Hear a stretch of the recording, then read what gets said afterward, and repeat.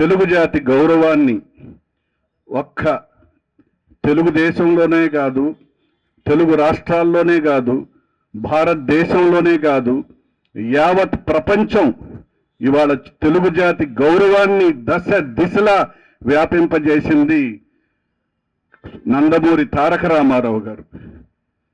ఒక ప్రజానాయకుడిగా, ఒక కథానాయకుడిగా వారు ఉన్న రోజులు సినిమా ఇండస్ట్రీలో వారు చేసిన గొప్ప పాత్రల గురించి మీ అందరికీ తెలిసిందే. అలాగే ఒక ప్రజానాయకుడిగా నాకు తెలిసి అంత గొప్ప ముఖ్యమంత్రి, ఎన్నో గొప్ప పథకాలు, ఎందరికో మంచి చేసి అంత నిస్వార్థంగా ఉన్న ఒక మహానాయకుడు నందమూరి తారక రామారావు గారు. మరి అటువంటి ఈ మహానాయకుడికి భారతరత్న ఇవ్వకపోతే ఇంకా ఎవరికి భారతరత్న ఇస్తారు? మరి ఇవాళ విగ్రహాలు పెట్టటాలు, వారి పేరు మీద ఉన్న పార్టీని ముందుకు తీసుకెళ్తాలు ఇలాంటివే కాదు, వారికి భారతరత్న ఇవ్వాలని మనం అందరం ఉద్యమం చేయాలి. నందమూరి తారక రామారావు గారికి భారతరత్న తీసుకురావాలని పోరాడాలి.